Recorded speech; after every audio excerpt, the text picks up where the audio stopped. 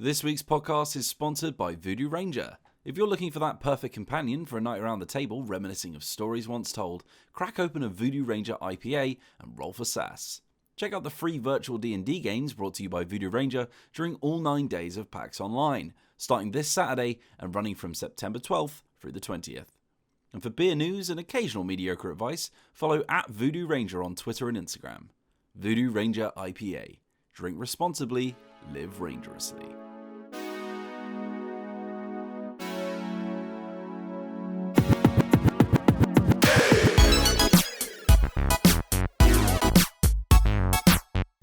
Hello and welcome back to the Dicebreaker podcast. This is episode 25. We're a quarter of a century old. That's 2020 for you. 25 years have passed in a mere 6 months or so. Oh gosh, it feels like it. I am Matt Jarvis, the very tired editor-in-chief of Dicebreaker. I'm joined this week by 3 of the team. Joined by Alex Lowleys. Welcome back. Hello. How are you doing? I'm good. I'm also very tired. So, you know, I'm sitting on the back of the sleep train that I'm assuming you're in charge of. If that's the case, I'm asleep at the controls. Yeah, that is an impossibly dangerous thing to do. Completing our train of people asleep. Completing our set of Alexes, we have, of course, Alex Meehan also joining us. If you're at the controls and Lowleys is at the back, I'm going around with the little lunch trolley. But I'm eating everything on the trolley. There's just crusts left over for people to pick out as you go by. And like wagon wheels, wrappers and stuff. Because no one's awake. They're not buying anything. And that's how you solve that problem, is by destroying your own stock and inventory. Finally, not an Alex, we have Michael Wheels Whelan. Hello, Wheels, how are you? It is I, the very tired video producer, Michael Whelan. I am like sellotaped to the roof of the train in the position of the man on the bomb from Dr. Strangelove. Just sort of flopping around. Gosh, having to duck under tunnels as they come. Well, you'd hope, but I am also asleep, so who knows? Yeah, true. Oh, you'll be like Wallace from The Wrong Trousers, where he's asleep in the wrong trousers, and then you've just got to hope that he flops in the right way. Exactly. That didn't sound right. I can't Anyway. think of a better example. Let's move on from that. We are, of course, here to talk about this week's gamut of board game and RPG news and what we've been playing and answer some of your emails. So let's get into it. Let's kick off with Lowleys. What have you been playing this week? Heyo. I've been playing just all of the Star Realms ever, as per usual. I had a game of Tobago last week because my friend visited, which was nice. And I haven't played it yet, but I'm going to play Gloomhaven tonight. Ooh. Not the real board game version because we're not there, but the video game version that Wheels and Johnny and I played on as a Let's Play. Check you out. Yeah. I was like, I really enjoyed that. So, and obviously I can't play real Gloomhaven anytime soon, I'm guessing. And even when I do have access to it, I don't own the copy myself, so I always have to wait until the person with the copy is available. So now I can just play it whenever I want. Nice. So, yeah. Is it still in early access, Gloomhaven, on PC? Yeah. I think so, Right. yeah. I think it's soon. That it's not early access, I don't know. It's in a state where they don't have unlike the tabletop version, they don't have an ongoing campaign. It's all just scenarios, from what I understand. So the early access bit is the fact that they're adding in the actual campaign. Alright. And also you can't play multiplayer at the moment, so you're controlling from one. I think you control maybe 2 or 3 different characters at the same time, whereas in the real game obviously somebody else would control each character, and then it is missing that element because part of it is not knowing what your other players are going to do, but you're also working together. But I think other than that it's looking pretty good, and I really like it. It definitely seems up there in terms of video game or digital adaptations. It looks really good. I think part of that is probably because Gloomhaven was inspired by video games, so it's almost come full circle that they've made a video game of a board game that was inspired by video games.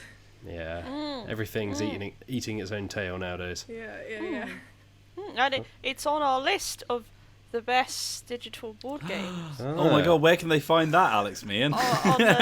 On Dicebreaker.com. Our dear listeners. There Yes. we go. Always be plugging. All right, Lodies. ABP, By the way, that's what we go by. speaking of Tobago, have you seen there's a new expansion coming for it? I think. No? I believe there's a new expansion on the way, which I don't have the details for right now. But I figured I should throw that your way as our lead Tobago correspondent. I'm googling it as we speak. Oh, I mean, this is you guys talk amongst yourselves. Oh wow, yeah, no. While you're looking up, sure. Oh, it's telling me, I looked at Tobago expansion and it's like $1.2 billion for Tobago airport expansion. I think that's something else. while you're looking up that, Alex Meehan, let's move on to you. What have you been playing this week? Oh my goodness, Matt Jarvis. I have been playing. I played some Clank last week with my new physical copy. It's very nice. It has a felt bag that I like to stroke. I hate felt with a passion. It makes my fingers like recoil. Oh wait, no. It's a velvet bag. Also velvet. And coins. And coins. I'm very sensitive to touch. I'm a very You just kinetic don't- man. You just don't know quality when you see it. Is it only Nothing metal screams coins? quality like velvet. Or is it metal things? No, metal things are fine. I think the thing with coins is that I associate them with real money, and real coins are really horrible and dirty. Yeah, Right. coin scum is a Yeah. thing. Yeah, it's like the scum you get on cards. Like when I used to work in a board game cafe, after a while, like cards would start having like this black horrible layer. We would sometimes spend some time like scraping the black. Oh, cards. that's so It was good. really Oh my horrible. god. That's horrible. See now, like imagine you in that moment, Lotus. That's how I feel every time I pick coins up. Like I can't get my brain away from that feeling. Fair. That's fair. I get that. Did you not sleeve them if you were in a somewhere where they were going to get a lot of finger traffic? I think Finger they were in the process of sleeving them, but they'd already had them for like a year and a half or something at the time they decided to do that. And also it was just like this one guy, he was on this mission to sleeve them. And then also the other thing was that when you sleeved them, well, we didn't, I think he was like laminating them. And then obviously when you laminate them, it like peels after a while. And then like sleeves is expensive. And when you have 700 games, that's a lot of sleeves. And also, yeah, I don't think they really probably thought about that at the beginning. That's fair.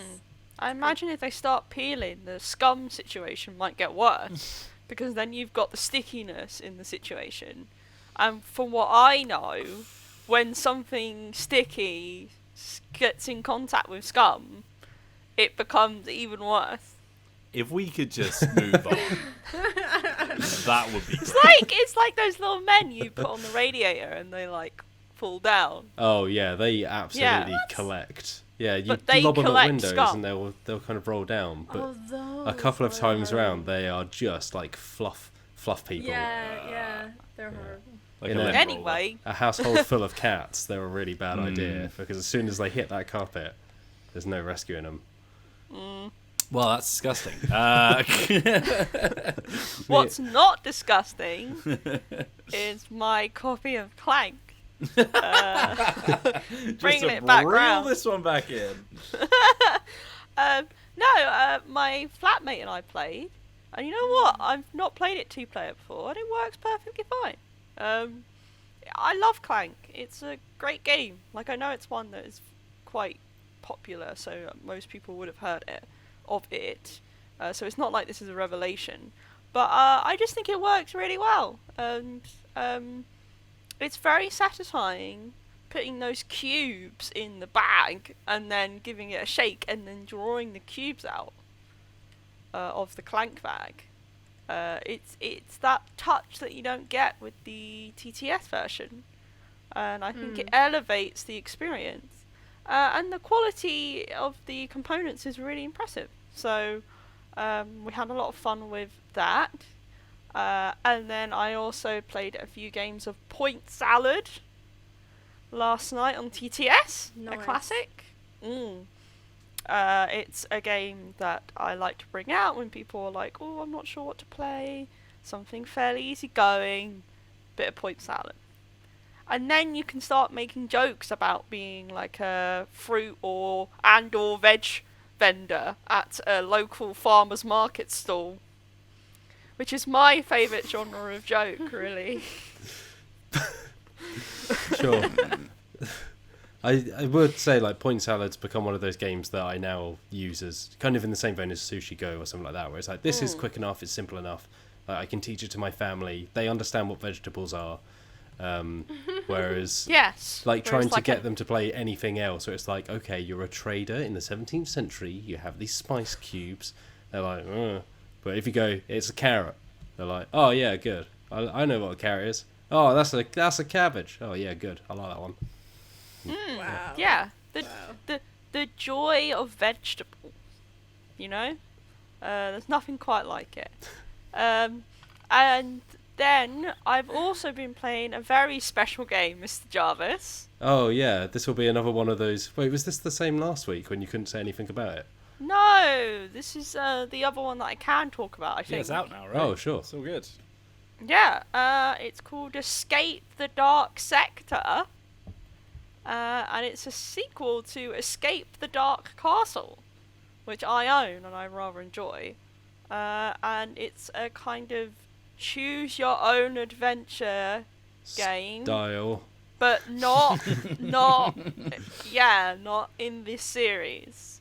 It's a style of that. Yeah, for context, the people who make Choose Your Own Adventure, the series of books, are very protective of that particular trademark, which obviously has kind of become a generic term for Choose Your Own Adventure books of any kind.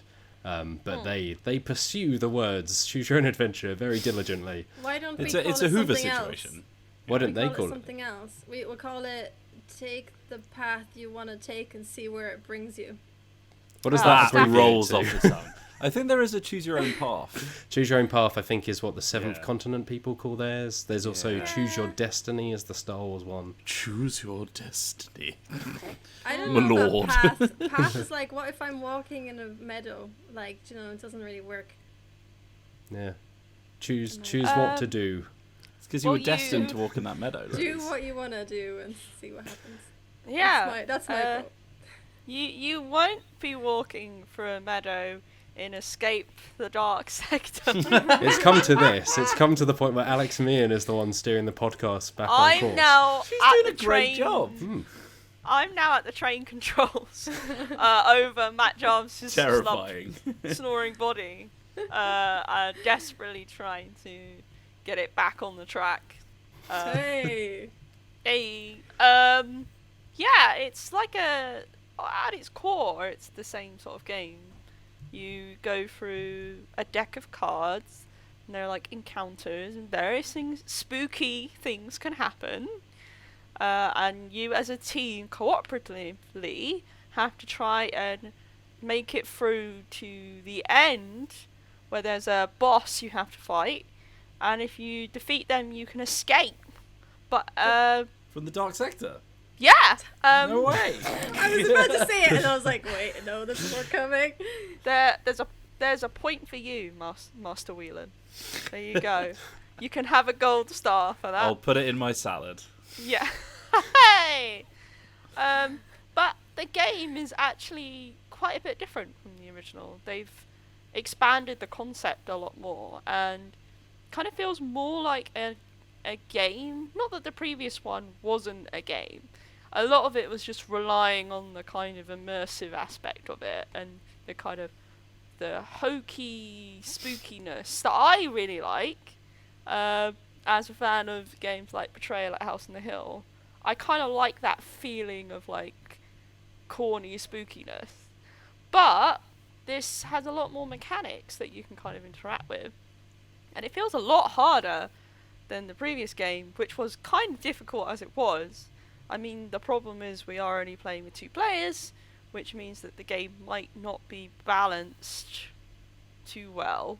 But I'm hoping to recruit some, maybe one other person to try and play with me. So yes, there will probably be more updates. Cool. Speaking of explosive sequels, I found the expansion for Tobago. It's coming out this year. I know, but segues and all that. It's just called Tobago Volcano, and it's just adding a volcano to the game. Tobago Volcano.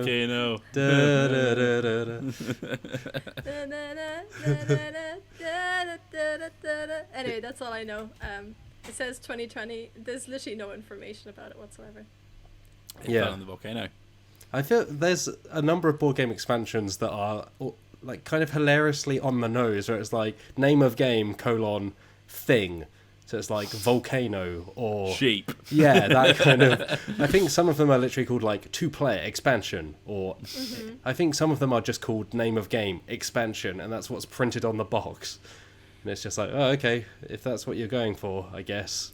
Listen, there's one thing that board game publishers are great at: it's marketing. Okay, that is very true. Yes. To be fair, though, if I was in a shop and I didn't know about original Tobago and I saw Tobago Volcano, I would just assume that was the name of the game. I might just buy that, not realizing. Whereas if it said Tobago Volcano expansion or something, then I'd be usually like, they have like a sort of you need the base game kind of warning, don't they? Yeah. Depends where they decide to put that. Yeah. Here's a top tip from the Dicebreaker podcast: read the box before purchasing. All right, Mian, is that everything you've been playing? Yeah. Will, shall I go next? Because I can see in this document for the podcast you've just copied and pasted what I've written and attributed it to me. Yeah. And I've just written ha ha ha ha ha ha ha, and then in brackets Machi Koro, because honestly I've had no time to play anything this week, but I did play Machi Koro last week with you two. We Yeah, played and I've Machi written Koro. open quote marks ha ha ha ha ha brackets Machi Koro close quote marks Matt circa 2020. That's so true. I played that as well, and I had a good time. Yeah, it's been a while since I've played played. It's great. It's really good. It's like I think people really overlook it because it's so simple and just like I don't think it's meant to be the deepest game on earth. You know, it's like Carcassonne. You just sort of like you sit down, you have a nice chill time. It's good.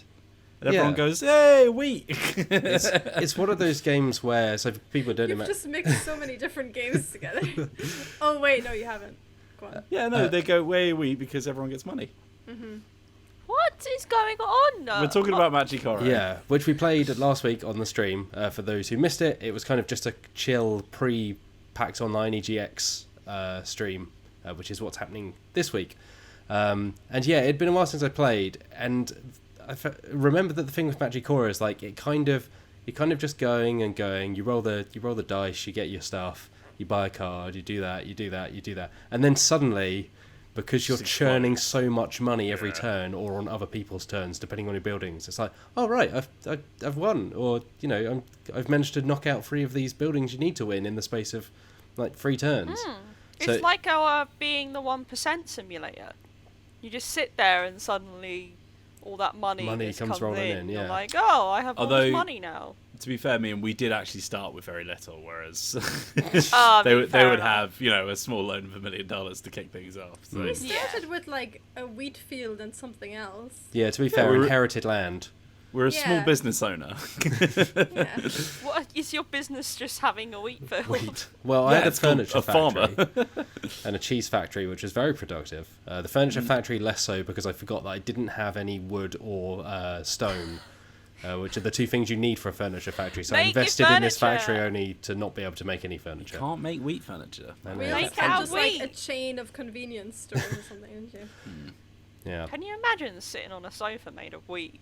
That would be so uncomfortable. I mean, isn't that just kind of Thatch. It's not quite what Well, Wicker is. do you know or- what's so yeah. funny? I never told you this, Wheels, but you were in my dream last night, and you had Oh, no.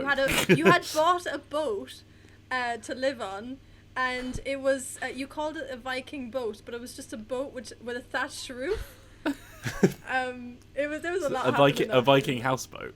Yeah, it was, and I googled it this morning because I was like, is this actually a thing? It's not really. There's some pictures, but it doesn't seem to really be a thing. I just want to make a small announcement, by the way. I bought a houseboat. I'm going to be living on the river from now on, playing only Summoner Wars. So if you need me, I'm imagining you sailing down the river in your houseboat with one of those hats on with the horns on them, and sort of like gesturing at people and threatening them. I think you mean helmet with the horns on, because if you say hat with the horns on, it just sounds like the classic Animal Crossing villager. I mean, it's made out of, polystyrene. Okay. Yeah, because you can't afford like a real hat like that. Wow, thanks. Anyway. I suppose I did just buy a houseboat. So. Well, I'm glad we managed to fill the last 5 minutes with that, because that was about all the discussion I had for what I've been playing. Yeah. Machi Koro is real good. I like it. It's pretty. I forgot. We played Hues and Cues. We did. Oh, we did play Hues and Cues. Oh, my Everybody, goodness. It's been one of those really weeks. like Hues. Yes. Hues and Cues is really fun. I've literally just uploaded the Let's Play as well. Yes. I'm gonna have to post it after we finish this podcast, because I don't have a shower right now, so I've had to borrow somebody else's shower. So it's been a busy morning. But That's what you get for living on a houseboat. yeah, well, I tried You're just swimming in surrounded the by the river, but shower. apparently pond scum is not very good for your hair. So.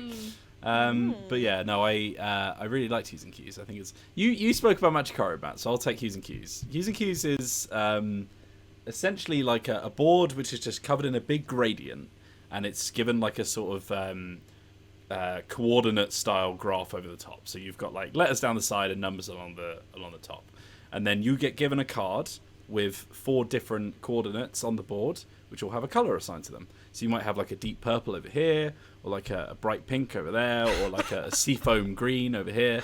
And then you have to think of a 1-word clue and then a 2-word clue, which will lead people to that thing. We had a very good time, or I say we. Me and Johnny had a very good time when I used Citadel paint shades to help I did them not get... have a good time with that. Yeah, unfortunately, Loli's had the unfortunate job of going first without knowing what the reference was, which meant that you didn't have a whole lot to go on, did you, Lolis? No. I did bad. It was really fun. I winning really like as it. well, and then you messed me up. And then I won, so I don't feel bad at all.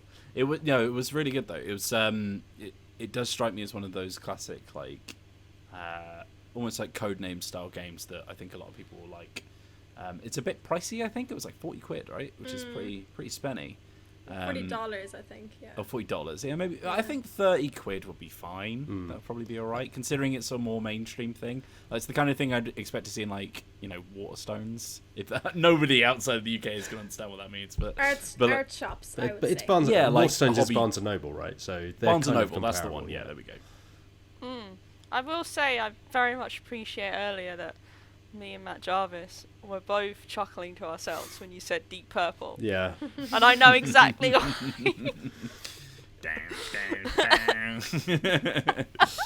Yeah, Hues and Cues, it was because we were, for context, it was we were recording a sponsored video with Ross from the Op, which is the publisher of it, and we were playing over the internet for obvious reasons, it was pretty easy to do that. And from what I understand, the actual box, it just contains cards that have, like you say, those coordinates on. So it is one of those things where it's pretty easy to kind of play, but also there doesn't seem to be loads to it, as in like that it depends on you for the clues, because it's like, here is a particular shade of green, describe it.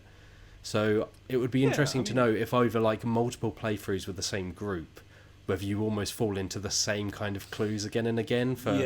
I guess the downside is that with Codenames, the board is ever changing, right? So it's always a new layout with different words and whatever. Whereas like you don't change the color gradient map. Like that's always what it looks like, I guess. Yeah. But you can probably just fall on certain things. But I think the nuance in it was the fact that you know how to describe purple, but do you know how to describe like this shade of very like lilac-y pastel with, like in one word. There's so many colors. When I was staring at it, I was like, all the colors around it look the same, and I know they're not, but they all look, because they're all just slightly different depending on which direction they're going in.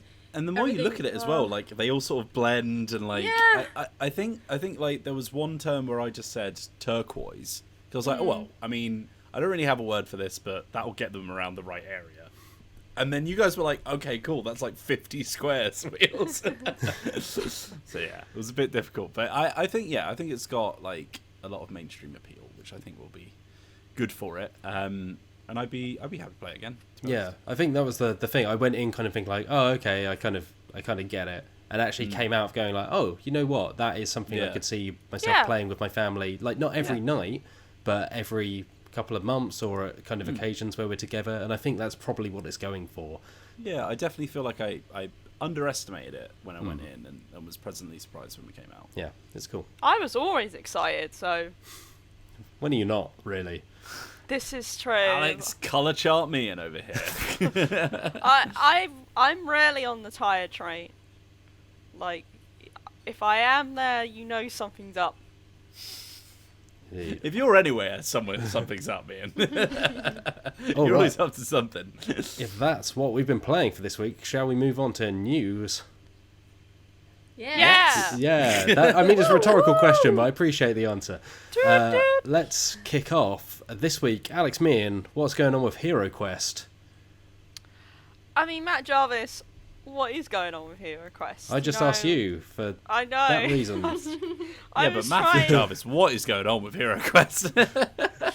I was trying to phrase it in a kind of talk show way, but obviously it didn't work on you, so I'll just go ahead and do the straight-faced thing. We got to introduce every section. We need to get you a big desk with a fake mic to sit behind. I was going to say I'll be against a brick wall with a spotlight, and every topic will be, what's the deal with HeroQuest? Well, Matt Jarvis, the deal with HeroQuest is that, well, something's going on with it. For those who may not know... Wow. That's the news you come to Dicebreaker for. Something's going on. For those who may not know, it's a dungeon crawling game that was released back in ye olde 1999. That was a kind of collaboration between Games Workshop, the company behind Warhammer. Yeah, and I love how you delivered that. Warhammer. You gotta say it with, some bombast. Yeah, exactly. This is Warhammer we're talking about. And Milton Bradley, which is not really a company that exists anymore. No, I think it got absorbed into the growing Hasbro conglomerate. Yeah, the Milton homunculus. Bradley is an RPG character. One of Johnny's NPCs. Yeah, definitely works in an office. Apologies to any Miltons out there. Apologies that your name is Milton. Sorry, carry on. It was quite well received and pretty influential for the time, and then it received a sequel called Advanced HeroQuest. Very creative name. Which actually set the game in the Warhammer universe, and it had Skaven in it. Wheels. What? Yeah. But then it kind of went into obscurity. Well, apart from its diehard fans, and it's not had a game released since, until now, maybe. So early this week, a mysterious website popped up with a countdown. Oh my goodness. To the 22nd of September, which is next week,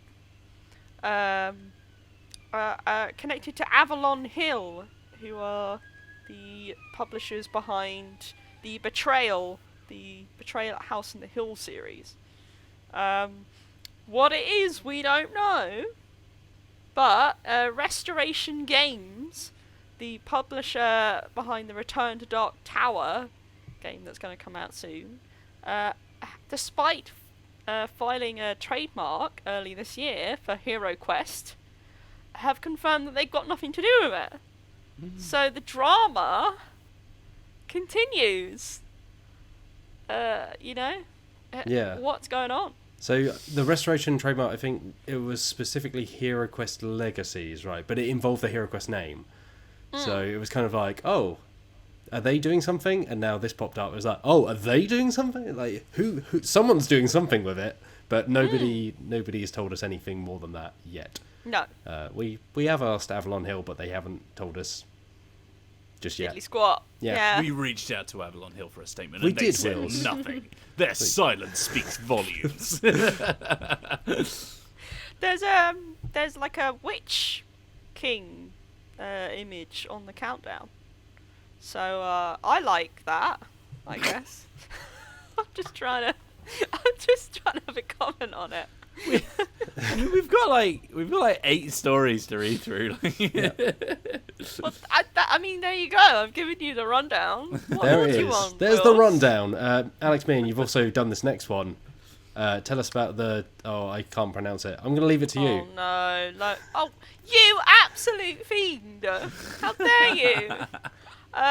Lolies. Yeah, Deutscher Spielepreis. Thank you. The Dicebreaker Spielepreis. That's the one. Yeah, that's good. Thank you. I'll I'm tag pretty you proud in. of myself for that one. Lolies, I'll tag you in whenever...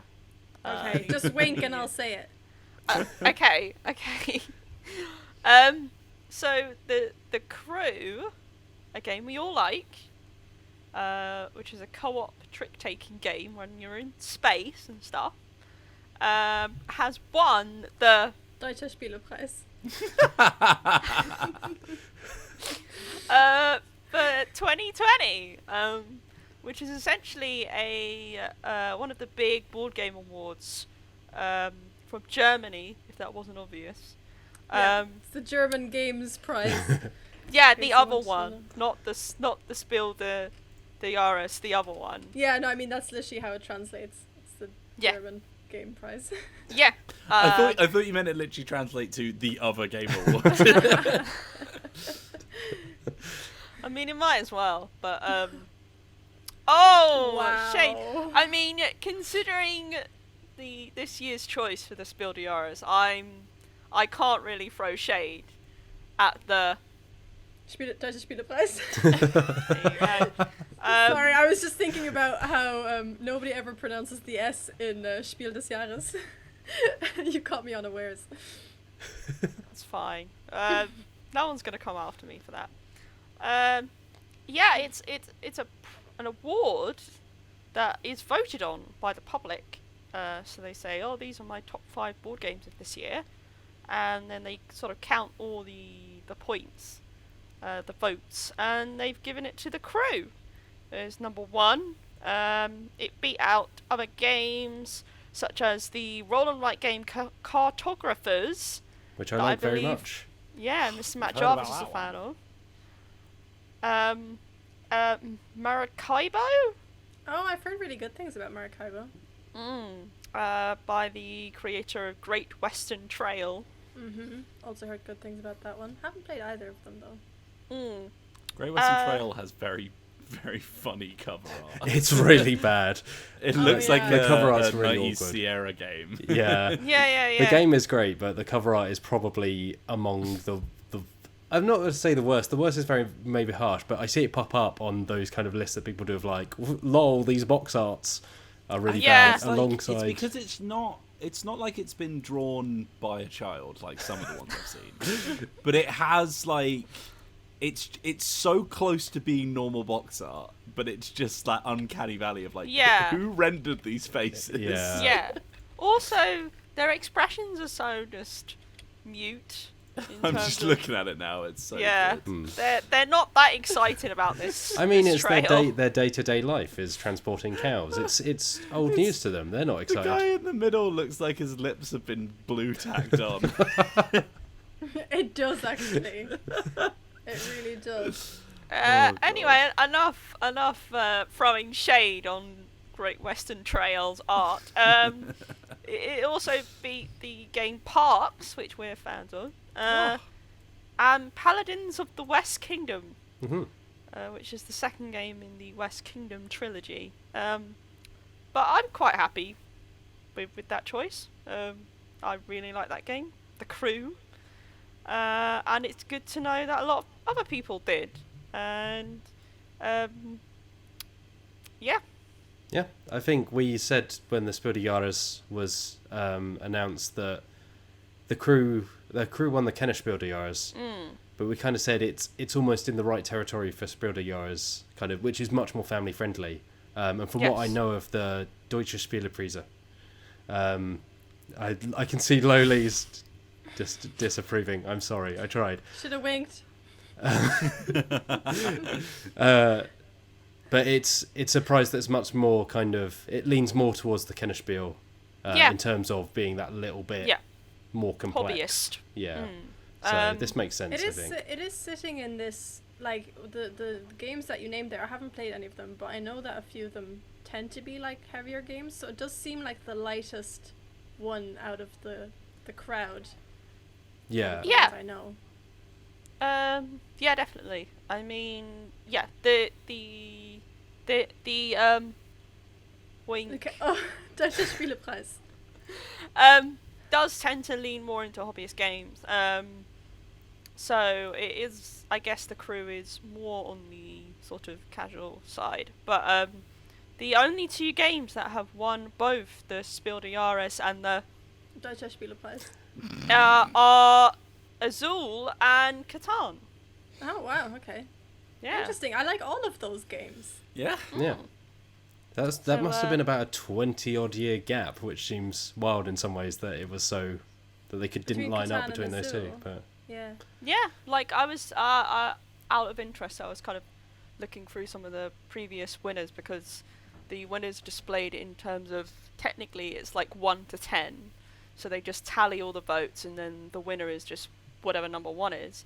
And one year, like Cosmic Encounter was on there, but it was only on like number 4 or something. And the games above it, I didn't know any of them, and I was like, that must have been retroactively, because I think the Deutsche Spielepreis was only launched in like the in the 90s. It's not been around 1990. Yeah, because Cosmic Encounters is 77, I think. Yeah. It got redone though, right? So maybe Yeah, maybe it's just, it must be like a new edition. I mean, but, board game prizes very inconsistent anyway. There are so many where it's like, Yeah. this game came out 2 years ago, but we're giving it an award now because it's good, isn't it? It's like, yes, it's Yeah. good, but it didn't because come out this year. we did a boo-boo, and now, sorry, here you go. I think sometimes it's dependent on if it came out in a certain country, like Yeah. what your Yeah. game is. So like the Spiel des Jahres, I think, is like dependent on when it was published. I was like publicized, no, published in Germany specifically, I think. Yeah.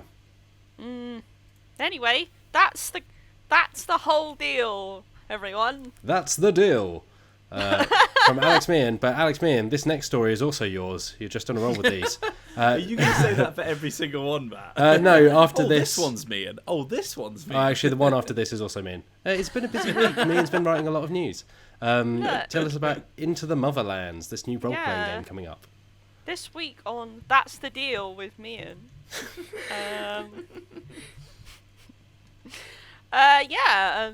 Into the Motherlands is a very interesting looking RPG that's been funded by Twitch and is being launched as an actual play first before the actual RPG comes out. And it was designed by an entire creative team who are all people of colour. So the creative director behind it is Tanya DePass, who works, basically founded the I Need Diverse Games? Diverse Games. Which is a non-for-profit organisation that's basically designed to get more diverse people into the industry of games in general, so video games and tabletop games, etc. And yeah, it's a sci-fi RPG where people sort of venture to new planets to discover new cultures and to sort of visit the planets that they kind of originated from, and to kind of protect their kind of society and way of life. And yeah, essentially the creative team is, what's the word, like a group of people who've done really awesome stuff. A who's who. A who's who, yes. Dave Walters, who's done some amazing comic work, and also stars in a actual play I really like, which is a Vampire the Masquerade. LA by Night is involved. Same with, oh no, I'm gonna ruin this name. Sharang Biswas? Ugh, apologies if that's wrong. Who's written for Zhongxi.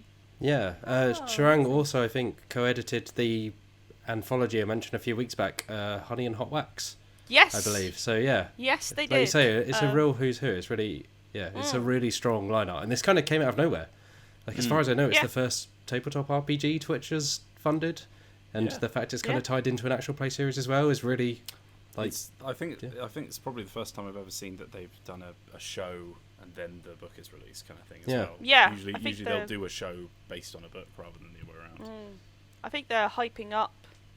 I think it's a good way of hyping up the RPG beforehand and kind of seeing what it's like. I think it's a really clever way of seeing. Like obviously the people doing these Let's Plays are professionals who have done, acting or similar things in the past. So there's always that element of your role, your playthrough might not be this good, but it's still a kind of look into what it could be like. So there you go. The actual play begins on October the 4th. And will be airing at 12 a.m. our time. Yay! Get some bevies in. Yeah, so if you want to stay awake to watch that, 4 p.m. Pacific time. So there you go. Cool. All right, this one's me. I'm just kidding. It's Alex Meehan again. Alex Meehan. You rascal! It's a quick one. What's happening with Root Digital? What's the deal with Root Digital? Oh, wow. Goodness me. Root Digital and I have gone through a lot in the past year. I feel very close to it, even though I've not actually played it. I've written about it so much, I might as well have. So Root Digital was released on PC earlier this month, I believe. Or in August. It's recent. And it's been pretty well received. You like it, Matt Jarvis? I do. To fit that. Yeah, I think actually it was. Like it, Matt Jarvis. I believe it was released on my birthday or the day before, because when I was off my birthday, I downloaded it and then played it then. So I think it's been out about a month now. It's a really good version of Root. It looks. Don't you mean around our birthday? Our birthdays, sorry. And Dicebreaker's birthday-ish. Yeah. Anyway. It's finally coming to mobile, so it will be coming to Android and iOS on September the 24th. September the 24th. Which is weirdly, that's very close to my wife's birthday, so maybe my wife and I are just intertwined with Root now forever. Yeah. You are destined. Yes. With Root. Me and Digital. Root. We have a destiny together. And my wife's birthday also happens in it. Is your child, Matt? Sorry? Maybe Root Digital is your child. Maybe. Oh, wow, what a twist that would be. I think, to move away from discussion of my parentage of Root, I think I'll probably end up getting it again on iOS, because I really like it. I love Root. And it's a good version of that game, and I would like to play it on the go. Yes, I mean, it's going to be cross-platform, so if you have it on mobile, you'll be able to play it on... Yeah, you'll be able to play yourself on PC, if you wish. That's what's going on with Root Digital on mobile. Cool. Right. It's a little... another quick one from me this time. What? Meehan has done her time in the news mines. Yep. I've done my time. I can get out now. I can escape.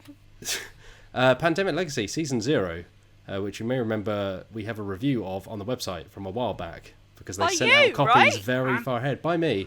And on the YouTube channel. Indeed. The YouTube. It's got a release date. So yeah. I saw that. Do you know where I saw that? On Dicebreaker.com. What a website. What a website. Yes, it's arriving on October the 23rd. So just over a month from now. A month and a week, roughly, by the time you hear this. Spooks time. And it's also got a price, which is $80, which is exactly the same as the previous Pandemic Legacies. Yeah. Wowzers.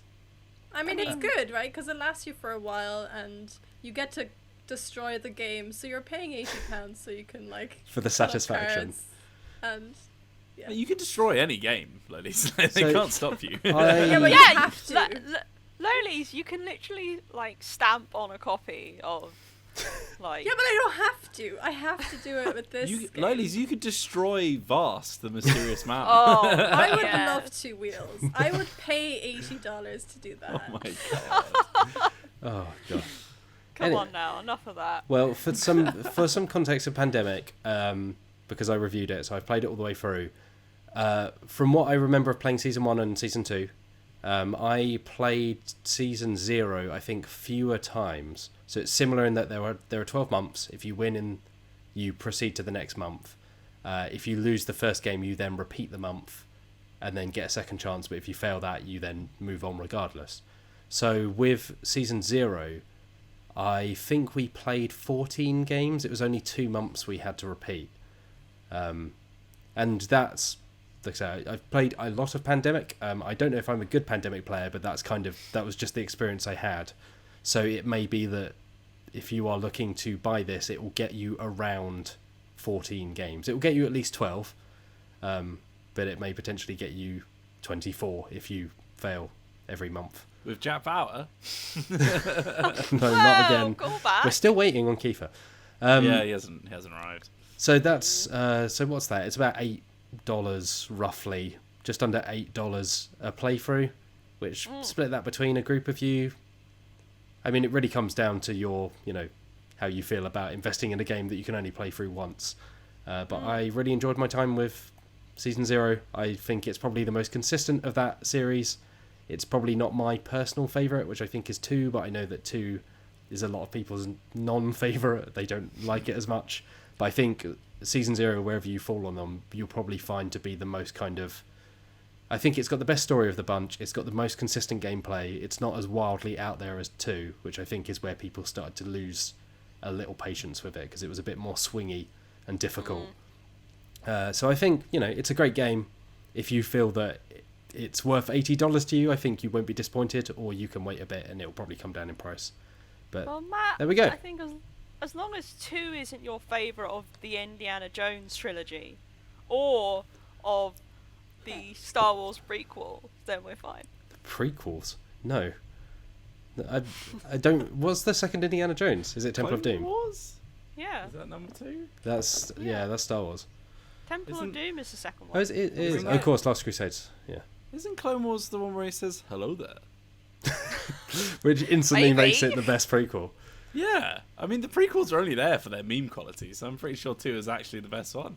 Oh, But mate, anyway. Let's not get into it's it. very boring. Let's move on to this story about Pathfinder. And it's the announcement of the first Mwangi Expanse Lost Omen sourcebook and the next adventure path for Pathfinder, which is also set in the Mwangi Expanse.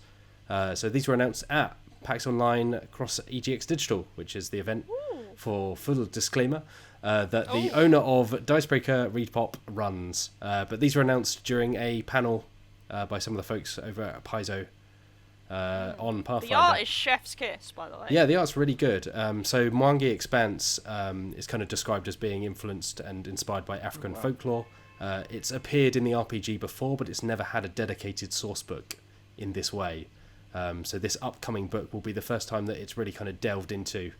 And it's over 300 pages, so they're really they're going in deep with some of the detail, looking at some of the history of magic in the region. I think it introduces rules for kind of 6 new ancestries, which are Pathfinder 2nd edition's equivalent of like races, essentially. It's what they've replaced races with. But it's more that they are treated like your origins. So yeah, that will be out next June. So that's June 2021.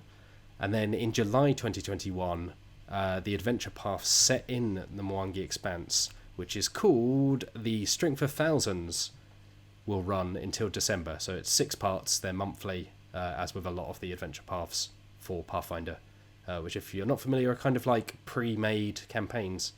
So you get a scenario each month, and they kind of span a complete arc from start to finish. This one will take you from first level to level 20 in those 6 sessions. So there you go. And so that will follow. They already announced the adventure path for earlier in 2021, which is called Fists of the Ruby Phoenix, which will run between April and June. So this will follow straight after that. So there you go. That is, that's what it is. The adventure path is set in the Magamwa Magic Academy in the Morgagi Expanse. So you'll be students. They mentioned some very light spoilers, which I won't go into here. But basically, without spoiling anything, you start as students, and because of that, regardless of what class you are, you will have some extra spellcasting ability. It sounds really interesting. I've not played much of the adventure paths at all. I've played Pathfinder quite a bit, but more so the first edition, and I like it a lot. But I haven't played as much second edition, but they seem to be doing some really good stuff with it. I hear pretty much nothing but good things about the second edition, and this sounds very promising. Wonderful. There we go. Last story here is just another quick one from me. Civilization: A New Dawn, which I think its full title is Sid Meier's Civilization: A New Dawn, being the latest adaptation of the video game series based on the board game, which was just called Civilization, but then Sid Meier put his name on it, so then it became Sid Meier's Civilization, then it became a video game, then it was a board game, so it became Sid Meier's Civilization, the board game. Now it's Sid Meier's Civilization: A New Dawn, but it's a board game based on the thing. Anyway. Wow. Civilization: A New Dawn. It came out 3 years ago, 2017, I think. It is an adaptation very loosely of Civilization 6, the PC game and video game now. It is a civilization game. You start with your faction. You are a leader of a particular civilization, so Romans, Celts, whatever it may be. You grow out your city. You kind of fight off barbarians. You develop technology. That kind of thing. The big thing with A New Dawn is that it's very streamlined, so it's not hours long. It plays in about an hour. You use cards to do one action each turn. It's much more slick than a lot of the Civilization games have been. But they have put out a new solo mode for it, which introduces an automated player, as they call it. So whereas in A New Dawn you use kind of like a row of cards to perform your actions, the automated player uses a dedicated set of cards and they just cycle through them, so you can see exactly what's coming up. So they say it turns it into more of kind of like a single player puzzle, as you kind of see what they're about to do and try and counteract that. But what's cool is they've put this out for free, Fantasy Flight, which is the publisher of A New Dawn, and also it can be used as an AI opponent in multiplayer games. So if you're looking to fill a seat, you can do so with up to 3 human players and then this automated player. Which is very cool. So yeah, they put it out as a free print and play, which you can grab off their site. I think it's the latest one of these they've done for a number of games. They've put out quite a few solo modes during, obviously, the current lockdown and pandemic, which is just kind of a neat thing. It lets you play the games in a new way. And this is designed by Tony Fanchi, who also designed the upcoming Terra Incognita expansion. Ooh. So there we go. That's kind of the long and short of it, but I really like A New Dawn. I really like Civilization in general, and I think A New Dawn is not quite Civ, but it is like a really good version of it that fits into a relatively short time span. So yeah, I dig it. That's the stamp of approval. All right, I think that's it for news. Before we move on to emails, here's a quick word from our sponsors. Available for you to reserve a copy of now is My Journey to Catan, a new memoir by the Catan designer Klaus Teuber, where he shares his journey from dental technician to a world-famous game designer. Everybody knows Catan. It is probably one of the most popular games in the world, but do you know the story that brought it to life? That's the question. Well, you can find out with this book, which is being published for the first time in English as a very limited edition, and each hardback leatherette-bound book is individually numbered and hand-signed by Toiber himself, which is pretty cool.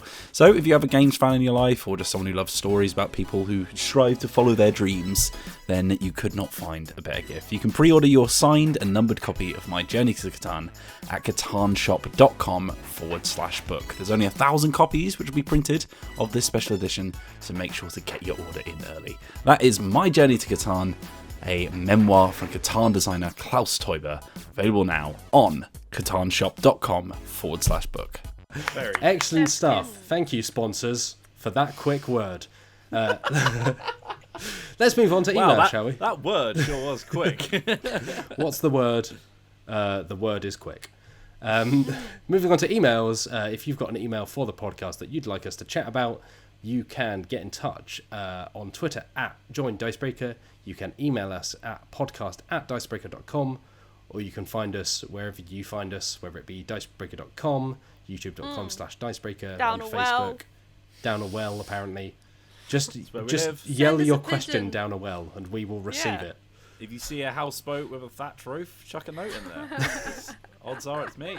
I You think just odds emerge are it's covered in probably paper you. cuts. Oh, goodness. Okay, I love that that's canon Alex, now. Lowlies, would you like to read this one from Paul, please? Who, me? Sure. Paul Oyston says, "Hi team, is there a game that any of you feel could be improved or saved from being a bit rubbish by changing just one mechanic? Maybe it's a game that is one dodgy dice roll away from getting that chef's kiss accolade, or even one you would fish out from the back of your cupboard if it was less like Arsenal, Monopoly, and more. Baby Yoda Monopoly? Cheers." Paul Oyston. Thanks, Paul. Cheers, Paul. I'm going to jump straight in here, if everyone else is thinking of them, because I actually have one in the barrel for this. Mansions of Madness, which is a game I like very, very much, has, when you reach a certain level of, like, I guess they call it, like, mental damage or whatever it is. It's the brain tokens you get. You can go, like, insane. And though that often introduces extra objectives, and many of them turn you against the other players, so you might suddenly be an arsonist and you're trying to spread fire to a lot of different squares, or you might be trying to get in their way, or it might be that for any reason nothing happens, but you have a secret card that you can't show to anyone, so they suspect you anyway.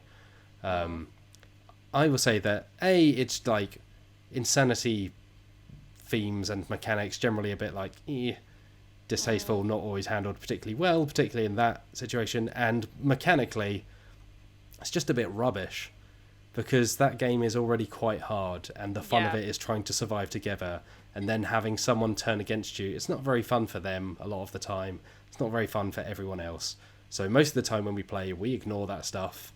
If you take enough kind of mental damage, you still lose, but if, like, when you first take that insanity card, we normally just ignore it regardless.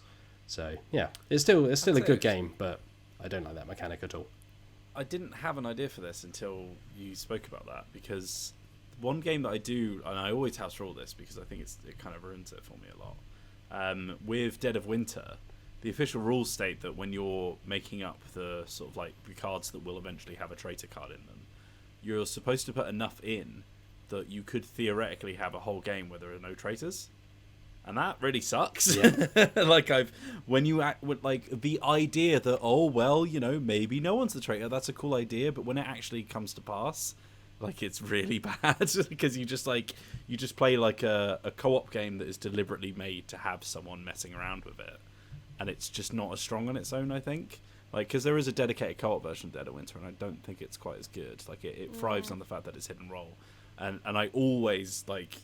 And I'll say it to the players as well. I was like, we're not going to do the thing where, like, there's no, like, traitor, because it just makes the game worse. So there is a traitor. It's shock horror. Yeah, that's definitely one that I wish that wasn't, you know, I wish it was an optional rule rather than, like, the recommended, because I do think it could potentially ruin people's games. Yeah. It's ruined mine before. There you go. I'm probably going to say... Because I've been thinking about this one for a while. I'm really bad at answering these kind of questions because you have to go through your head and be like, okay, what every single board game I've ever played. To be fair. Yeah. And like, does this apply to that yes or not? Because ultimately the ratio of games that I played that I like opposed to the ones that I don't like is very much in favour of the ones I do like, because a lot of those are the ones I bought, and I don't tend to buy board games that I don't like. So maybe as my career blossoms, I will play more bad games, or games that are almost good. Can't wait. I know, right? I'm looking forward to it. But I guess that let me preface this by saying everyone knows I love Betrayal, and one of the reasons why I love it is because it is broken and it's a mess. But I kind of like games like that as long as they entertain me. I don't really care if like it's not balanced properly or whatever. So in terms of the main criticism that people hold on, I've got onto the door. Sorry. Unlike the mechanic that most people don't like about it, which is a lot of the scenarios are not very well balanced, and they're not. But I don't really care about that much because that's not really the point of the game. The point of the game is that you kind of have fun and it's a bit kooky, not necessarily that you win or lose. The thing I don't like about it is the fact that some of the scenarios are inherently better than the others, simply because they're either more interesting horror scenarios or they're just like framed much better. So the one where someone comes back to life as Julius Caesar, no offense, is not very good. I've never played that one. I did not know that was a thing. Yeah, because it's not. What does Julius Caesar do? Get murdered again, I guess. Yeah, I mean, it's been a while, but it wasn't very horror related. It was more just kind of like a Twilight Zone sort of thing, where it's just weird. And I tend to prefer the ones that are more horror related. So I'd say the mechanic that I'd like to change is how the scenarios are chosen. So I'd rather, in fact, in the future I might just do this. I would rather just ignore the whole, if this person is in this room, choose this scenario. I'm just going to go, no, let's just do this one. Because, just maybe base it off the name or something like that. Because otherwise, we might end up playing a scenario that's kind of a bit naff. Not necessarily because it's not balanced well, because most of them aren't, but because it's boring. There's a scenario in the book which is like there's a bomb in the house, you need to get out. And my friends used to play it a lot at uni, but they went to a different uni to me, so I wasn't playing with them. So this is all second hand. But like apparently they played about 3 games in a row where they got that exact same scenario, yeah, and it was just like, I am going to throw this box out the window. Been there. Especially if you've played it before, I would just ignore that and just choose maybe the next one along or something like that. Because it really, some of them are designed to use certain items. If they are, I would just retcon it and just like make sure you have what you need, and then just do that, because it's a big old book and there's lots of scenarios in there. Or if you want like a more assurance of quality, just play the expansion, Widow's Walk. Play Betrayal Legacy, which I think is the best version of that game because it fixes some of the mechanical stuff as well, which like you, I love normal Betrayal and I love it because it's so goofy and kind of broken in weird ways. But I think Betrayal Legacy just tightens up a few areas where it's like, oh, that rule never really made that much sense. I think the expansion changes the way the haunt rolls work, right? Is you roll either to beat a number or to go lower than a number or something like that, but it balances it out one way or the other. Maybe that's Betrayal Legacy. But it's like a small but that doesn't sound familiar, so I think that's probably Betrayal Legacy. All Widow's Walk does is just adds a new room, which is the roof, so a new level, and it has just much better written scenarios,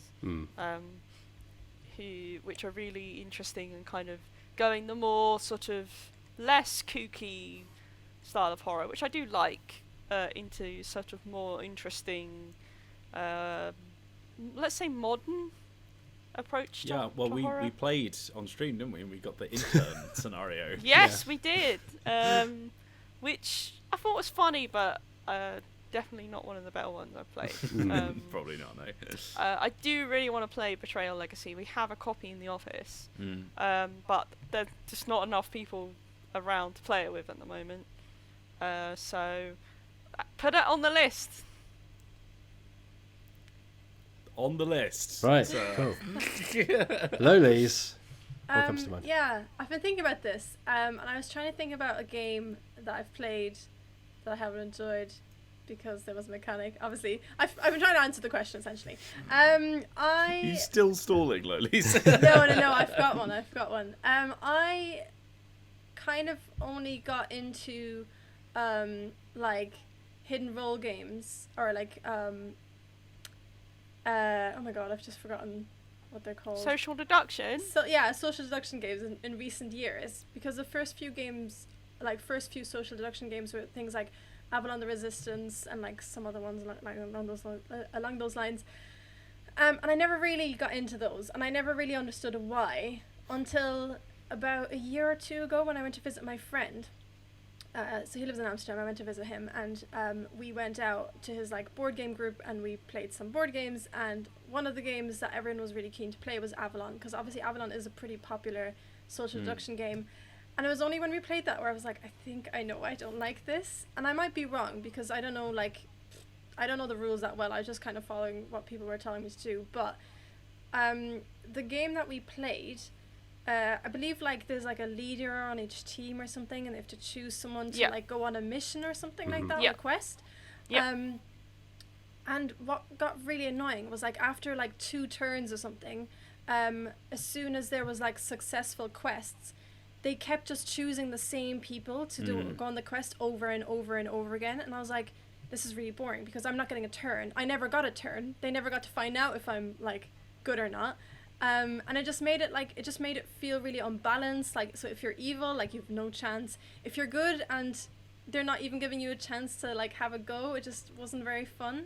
Whereas like I've played games like Secret Hitler, which is one of my favorite games. And in that there's like a mechanic where the president and the chancellor can't be in charge 2 times in a row. So like if I was the president and Mian was the chancellor, and the presidency moves along, they can't choose either of us to be on that team because we've just had a go. And it'll keep going like that until there's been another successful kind of presidency. I swear. And that really frustrated me about Avalon. I was gonna say it's been a while because I've not played Avalon. I've played the Resistance, which is basically like Avalon, but there's a slightly few less complicated, basically. Yeah. Isn't it? It's just, and I swear there's a mechanic in there that with the later missions you need more people on there. So I swear that's isn't that might have. I mean, that might have been a thing, but even so, like it just meant that there was still loads of people excluded, and it just meant that the same few people were just playing the whole game. I guess the problem with that kind of setup, that kind of, and it's one that gets used in a lot of deduction games, that sort of like pick a group thing, where if a group has been shown to be successful, if you want to not pick that group, that immediately casts suspicion on you. So you're kind of like, you don't have any onus to actually mix things up, because otherwise you're just casting aspersions on yourself, kind of thing. Yeah, that's my problem, because that's a mechanical issue that they didn't say you can't do that. You know. Yeah. No, I think Secret Hitler does a really good job of preventing something like that. Yeah. I find like Secret Hitler is one of my favorites because I find it really balanced. I find that like you have just as much of a chance to win as the bad guys than you do as the good guys, and that's what I really like about it.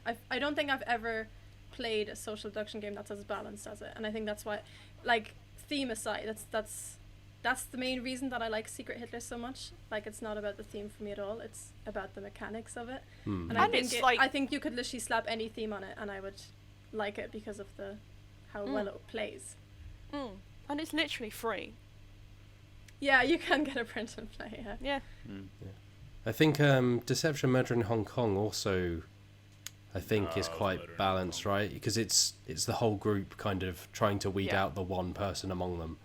But so it's not Yeah, like well, that it mission just- it structure, doesn't- which I think, it Lowlys, doesn't you're use right. that same structure, right? Where it's like, oh, you know, there are only a set number of people who can do anything on this turn. It's like, because in Hong Kong you all have one guess throughout the whole game, and it's just you choose when to spend it, and the rest of the game is just everyone debating basically. So it's like, I really like how it kind of like blends down all of the good bits into, and just be like, well, why don't we just focus on the good bits and just focus on that and just do that for the most of the game, sort of thing. I think Blood on the Clock Tower does something similar as well, because like you can still vote if you're dead, which I think is great. Because like for a lot of those kind of games, you know, if you're out, you're out, and that's kind of like you just sit there, like Werewolf, for example.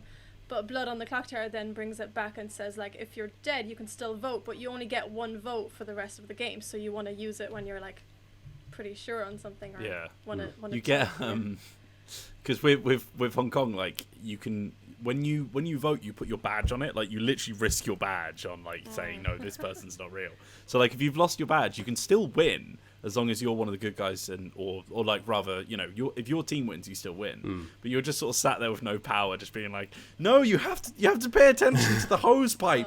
I'm telling you, just sort of shouting through the precinct window, like, come on, people. Yeah, I would say, like, off your point, Lowlys, I think games that solve the problem of player elimination are like always a good thing, because like there are plenty of games where you're only set out for a few minutes, but I much prefer both the idea and the kind of being able to be involved as a ghost. Like, particularly where it flips you onto the other team, I think is always like a fun thing where it's like, now the ghosts are trying to win. So as more people kind of get eliminated, you form like a third faction that's trying to win on their own, which I think is like a fun way of just like making it a bit more dynamic than just one team versus one team. Definitely. Lowlys, you read that last one, so I'll just excitedly Leave me declare alone, your Matt. name. I'm sorry. Lowlys! Lowlys, I'm just Congratulations glad you're on a here. successful question read. Wills, would you like to read this one from Anonymous, please? I sure can, Matt. From Anonymous, says, hi, Dicebreaker. Thank you for all your fantastic content. You really brighten my week. Thank you, anonymous person. Thank you. Thank you, random citizen. Our gaming group is very close, and we usually have a lovely time together. However, one member of our group is a very bad loser, and arguments inevitably occur, whether they've lost a board game, one of their RPG characters has died, or they are just generally unhappy with an outcome. We've tried reasoning with them, but it doesn't really get us anywhere, and we often end up giving in to them just to keep the peace. They are a good friend, and I don't want to lose them, but I can't put up with this behaviour any longer. Any advice? Thanks very much for your time, Anonymous. That is a really tricky situation. I can see why they're anonymous. Yeah, I can see why you didn't put your name on. Yeah, God, it's difficult because it's not really board game advice, right? It's more sort of like social skills kind of thing, isn't it? Yeah.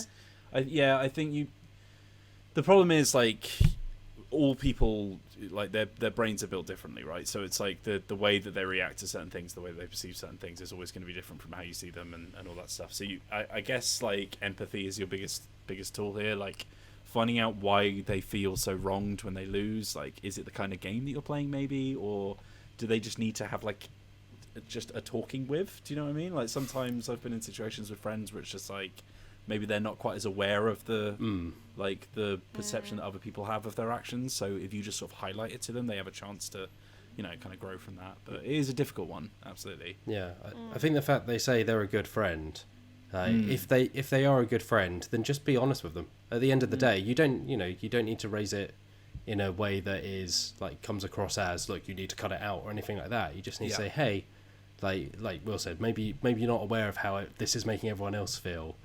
But there's just a sense of, you know, like, just try and bring it up, you know, gently, just explain to them, and they might go, I'm really sorry, I didn't realise that was making like everyone else feel this way. And you know, if they're a good friend, then they should want to care about your feelings and comfortability too. Yeah. You know, that's the main thing, is just making everyone comfortable around the table. And if kind of their reaction to certain things is making people feel a bit awkward or uneasy, then that's obviously something that should just be brought up. Yeah, because I think this is the kind of thing that if you don't, you know, address it, it can just maybe fizzle and and build to a point where someone else is going to try and address it, maybe in a way that's going to cause, a big, confrontation, and then it might, cause your group to kind of fall apart. But like, playing board games is something you do together as a group, as friends. So they have to be a good friend in that context as well. So if they are losing badly and causing arguments and, potentially upsetting people with that, they need to be made aware of the fact that that is making them not a good friend if they're doing that. And, we can all get carried away. I know certain people who don't take losing very well, and it can be down to a variety of factors. But if, like Matt said, if they are a good friend, then if you take them aside or talk to them, preferably not with your other members of the group there, and explain, this isn't great for everyone or for me, or,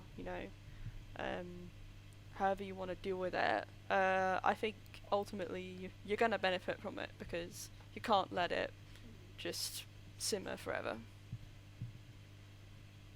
I have nothing to add to that. There we go. I think that, it's all good advice, right? Yeah. Be So- good friends. So. I think it is a very difficult situation at the end of the day. Yeah. So Yeah, like Will says, it comes down more to like general kind of like social empathy stuff, like, and that could depend on your friendship, the and I don't like have situation. any of that, so I have no advice for you. You are cursed to your fate forever, friend. Shall we take this one last one? Mian, would you like to read this one from Olivier, please? I would love that. Olivier says... Of course, Monsieur. Hi, Dicebreaker.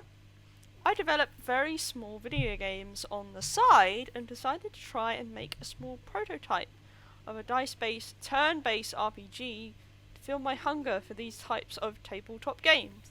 Good video game design tends to restrict too much randomness though, and it got me thinking about how we implement randomness in games. I think good randomness can add extra drama, but bad randomness can add a lot of frustration. I feel a good way to go about it is to make failures as interesting as successes, giving them more personality than you don't achieve what you're trying to do. What would you define as a good use of randomness? Does any particular game come to your mind as being simple or simply interesting in its use of randomness? There you go. I have quite a lot of opinions on this one, actually. I think randomness is a really, it's a double-edged sword, but if you treat it with respect and you know what you're doing with it, it can be way more interesting than perfect information games for me. And I think a good way of looking at it, not only just so I think the question asker was talking about like how you interpret the failure, but even just in board game design, if we're not talking about just sort of like RPGs, like what happens based on what you roll, I think randomness can be oftentimes not communicated to the player very well. So like a lot of the time, for example, you're playing a video game like XCOM or something, you have an exact percentage chance of how likely you are to shoot something, right? And then like having that information and then also being able to affect that number based on your actions, being like, okay, right, well, sure, if I use this gun at that range, I'm never going to hit him, but I can use a slightly worse gun, but it's more likely to hit, and that's like a calculated risk that I can make. If you know how much risk something is, and you can calculate that risk, and you can weigh up your options based on that, then randomness feels like you're making an active choice over which sort of bet you want to take, rather than you being like, okay, I want to do this thing. So like a bad case of that, for example, might be we're playing like a D&D style board game, and you roll your movement at the start of the turn, and it's like, oh, I rolled a 1, so I can move 1 space, and that's it. If it's, you can move a guaranteed 4 spaces, but you might roll and get A, then that's different, because then you can be like, no, I need to at least move this many spaces. I'm not going to take the risk, or you can be like, oh, I could get a charge in, I'm going to do it. And I think that case of like knowing what the odds are and also being able to choose between them makes randomness a lot more approachable and a lot less frustrating. I think my favorite example of that is one of Alex Lowley's favorite games, Quacks of Quedlinburg, because you build your own dice roll essentially, right? Because you're building a bag of stuff, and you've always got that chance to back out, that sort of push your own luck thing of like, okay, like I know the odds, and I know this is probably a dumb move, but I'm gonna draw another thing, and then when you get it right, it's amazing, and it's that like knowledge of what's coming up, I think, that makes randomness a lot more agreeable with players. Like just being able to actually determine what your odds are, what's likely to happen, sort of thing. Yeah, I think like bag building games, which is like quite what Quacks falls into as like a general category, like I think they are really interesting because they seem to have become a lot more kind of prevalent the last few years. There's the Quacks, obviously. There's oh gosh, what's the one about llamas or alpacas? There is one that is I think it's by Altiplano. That's it, Altiplano. Yeah. I could see it in front of my face. Yeah, I could see the box up, but not the name. Yeah. I thought it was going to be My Llama Adventure by Matt Jarvis. Not yet. Obama Llama. Oh gosh. And like Arkham Horror, the card game, uses like a bag of tokens that you pull out for certain chaos effects, which I think is really well used because you customize it for difficulty and scenario. I think when I played that, we didn't have a bag, so we had to use the chaos boot. we used like a mug. They should provide a bag. They should provide a bag in that game. It's ridiculous definitely. That's the game. The ones that I really like, so it's funny, Will, you said about movement, like Zia Legends of a Drift System, it does exactly that. So you can move a set amount of spaces, but you can roll to see if you basically get like a little extra boost, which makes it really good fun because you might get somewhere or you might not. There's a lot of randomness in Zia, but I think they handle it well because even when you like mess up, it's normally quite entertaining at least. Like I flew into a sun by mistake, and things like that. Where it's like, oh, okay, like something happened that's like a fun story at the very least. I think the other like randomness that I enjoy is when, like you were kind of saying, is basically just where it's not a straight failure. So Monster of the Week does a really nice thing with its partial successes, and I think generally there's a lot of good RPGs that do, okay, here to here is like straight up, that goes very poorly. But then there's like, it's a partial success, or it's a like success, or it's an extreme success, or something like that. And Monster of the Week, if you roll a partial success, I think this is most powered by the Apocalypse games. Yeah. You can choose from a list of things that happen. So it's like complications. So it's like there's an unexpected complication, or it's slower than expected, or it's more powerful than expected, or whatever it may be. And I think that in some ways is more fun than rolling a success, because it still happens, but then you have something exciting that happens out the back of it. Because sometimes when it's you just succeed at something, you're like, oh right, I guess that does that then. Whereas if there's then like a throwing back and forth between the GM and the player, of like, okay, I want to do this. Okay, you do it, but something happens. What is it? And then you throw it back at them, and so on. Like I really love games like that just encourage more kind of storytelling or improv or creativity out of the back of your own failures. There's a bit in the original Apocalypse World, or I think it's second edition actually, when they added in like vehicle combat stuff. And I'm not a huge fan of Apocalypse World, but this is like one of my favorite little bits of writing in an RPG. One of the moves is like in vehicle combat, you can jump off your car onto somebody else's car, and it's like on a 10+, like you land it perfectly, you're fine. On a 7 to 9, you make it, but Jesus. That's literally all it says. It's like you make it, but oh my god. It's really good. Going back on what Wheels was saying about like knowing, kind of having an idea of what the probability of a roll is or whatever, or like even just a card draw, I was thinking like, you know, one of my favorite mechanics in board games is push your luck games, and push your luck games do that stuff really well. So like Can't Stop, which I think we've played before, at least Matt and I have played it before, is like a game where you literally are rolling dice based on probability, trying to get to the top of a track, and it's like you take it as far as you want to take it at the end of the day. Like, it's up to you whether you want to keep going on this roll or whether you're like, I've had enough. And I think that's like going back to kind of what Wheels was saying earlier, was like, it's kind of a nice randomness, because it's like, it's up to you whether or not you want to push this further. Or like Incan Gold, which is a card version of that, essentially, where you're drawing from a deck of cards and you're trying to earn like treasure, but there's like a certain amount of traps in the deck, and you know that if one set of spiders has come out, if another set comes out, you go bust. So you're kind of like, do I want to keep pushing it because the spiders might come out, but I'll only leave with like 2 diamonds or whatever. So I think it's a calculated risk that makes randomness a little bit better and less frustrating, because it's up to you at the end of the day. You don't want those spiders to get out, because then you're in a world of trouble, because there's the spiders everywhere. I would say, preface this, I'm not a very good person to put this question to, because I love randomness, random elements in games, YOLO. Because one of my favourite games is Shadowhunters, and that's all about randomness, and it's the worst and best game ever made. But I understand that randomness can be really frustrating when it feels like you have absolutely no control over it, and it can really mess you over. But I think it can really work in games that it helps to build a sense of tension, as long as you have some amount of control over it.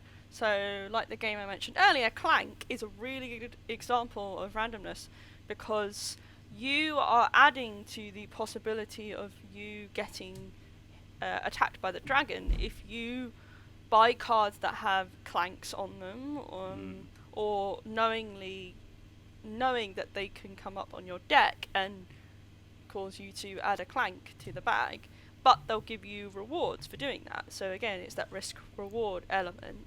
And the experience of pulling those tokens, those cubes from the bag, I think it's wonderful that it's random, because it's, 1, hilarious, and 2, it really adds that sense of what's going to happen. And you could have like 30 cubes in there, and then someone else can have 10, and you could bring out like one of the players who just have 10 in there.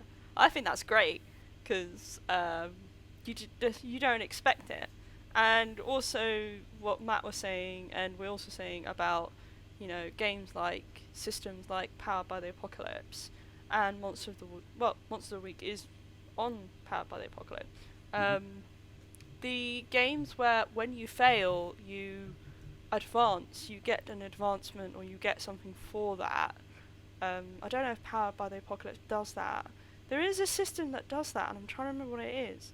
The one where you fail. Yeah, Powered by the Apocalypse, you get experience if you fail a roll. Yeah, it is that one. I think that's awesome, because it's like you're learning from your mistakes, and you're growing as a person, because even when you don't succeed at something, you learn from failure, and also it means that it kind of tempers that sense of failure with, you get something, so maybe next time you won't fail. There you go. Hot takes.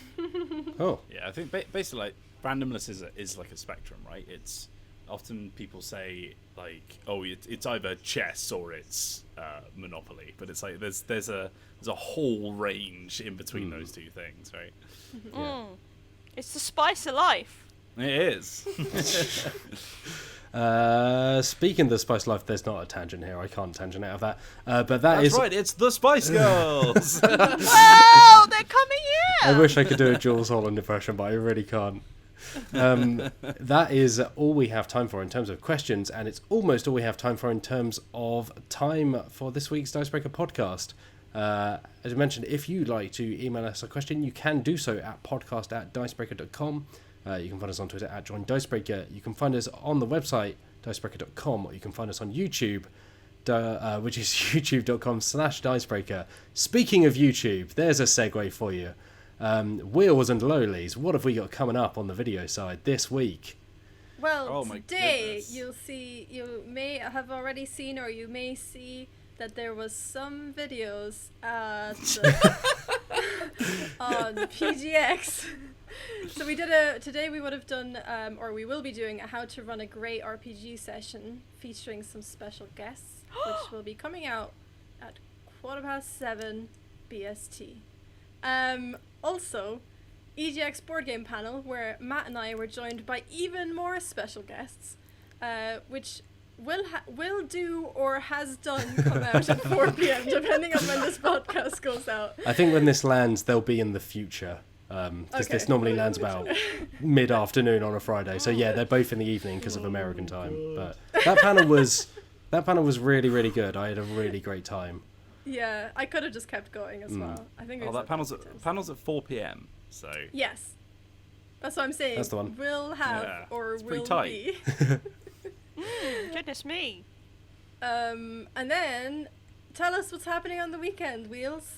Well, we've got part 2 of our Cyberpunk Red Let's Play, in which I do unspeakable things.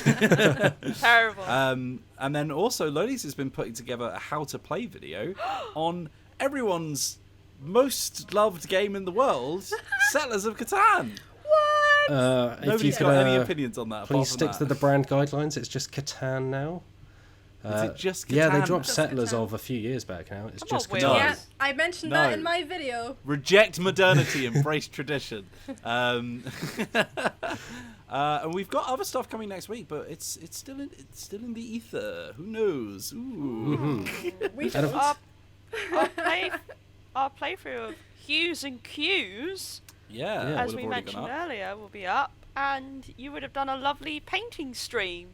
Yeah, And we but that's would've old done a news. live I mean, they've already stream. seen that, of course. Yeah. Yeah, By well, they this could point, go back and watch it they if can they go back. wish. They It's absolutely the are magic of YouTube. permitted. Set The your magic of DVRs. YouTube.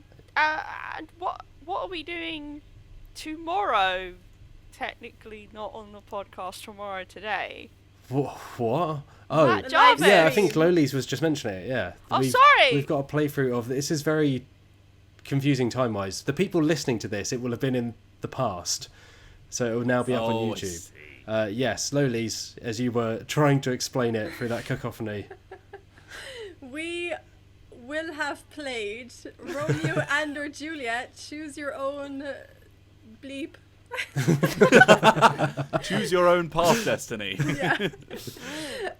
Which would have happened on Wednesday. So if you didn't catch that, go back and watch it right now. Turn off this podcast, leg it to the nearest TV if you're not watching this on a TV, and go watch that, because it will have been brilliant, even though it hasn't happened yet. And we're playing live with the audience, which if you're listening to this, you can't do. But what you can do is shout your choices at the screen and see if we take them, and then get very sad when we Because don't. odds are there's only going to be like 2 or 3, so we Yeah. might take them.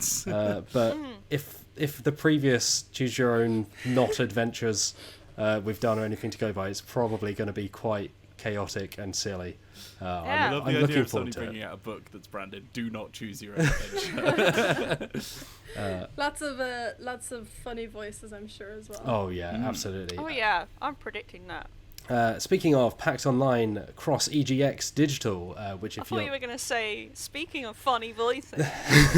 well, speaking of Let's opening on the website. this is we always have the longest outros in the world. PAX Online EGX Digital is happening right now, this second, on the interwebs. If you're not there already, like I said, it's run by Dicebreaker's parent company, Richard's Repop, which is why we are all over it. We've got our playthrough of Cyberpunk Red with Cody Pondsmith. Johnny appeared on a panel about mental health and tabletop, which you can find on our website. There's Loli's and I board game panel. There's the RPG session. There's the choose your own not adventure panel. There's lots and lots and lots going on, and that's just us. There's plenty more from our wonderful sibling sites such as Eurogamer and Rock But Paper wait, Shotgun. there's more.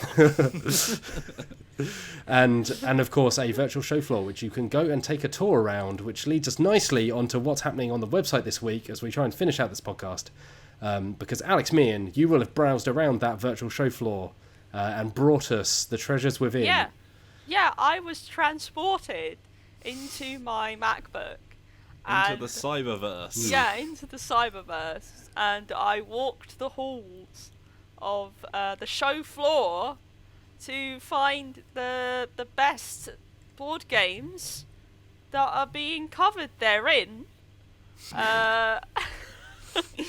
Yeah, there's a tabletop section of the virtual show floor, in which a number of upcoming and currently out board games are nestling, and I have released a list of some of the best board games you can find there.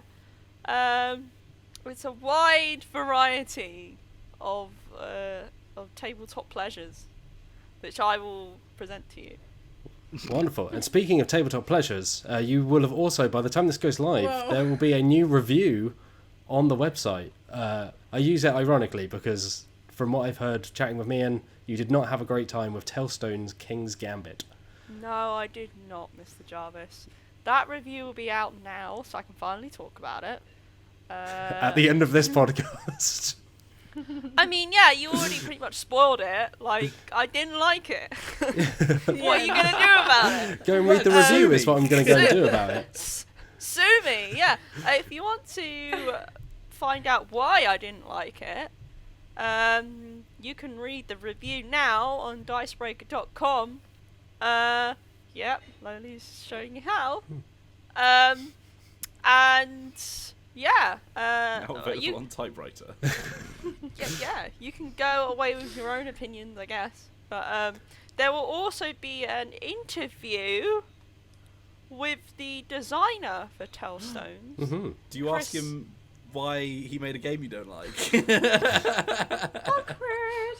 No, I did not. It was Why a is very this game so bad? Unlike you lot, I try to be polite and represent the brand. So it was a very cordial conversation that we had about it, and he was a co-designer on Mechs vs Minions, the previous League of Legends game. Which is actually Lego pretty good. Legends. Yeah, it's really good. I've heard it's pretty Yeah. good. So yeah, that's out. Oh my goodness, a cosplay feature went out this week It did. by yours truly. Months of work put into that. So if you want to learn about the D&D cosplay community, you can read that now. Matt Jarvis, there's so much going on. I know. And coming up next week, we also have an interview with the folks behind Lancer, the mech RPG, which I think we've mentioned a few times on this here podcast. I like Lancer. Which is a really good interview. Really, really fascinating, kind of their approach to sci-fi and role-playing as well. So I would advise checking that out. It's a very good interview by Luke Shaw. So, but that really is all we've talked. Quick, what am I wearing? It's yes, Oh, let's PAX merch. PAX merch and it's Dicebreaker a- merch. It's an EGX PAX Online shirt. You can find EGX merch, including a Dicebreaker exclusive Tim the Goblin t-shirt over on the EGX store, only during EGX Digital and PAX Online. And it's a very limited edition, so go and grab it if you would like to rock Tim the Goblin. Yeah, saying, he would "Oh love my you goodness." to rock him. Let's move away from If that. you want to, the goblin Rock down on your to body. Tim the Goblin Avenue.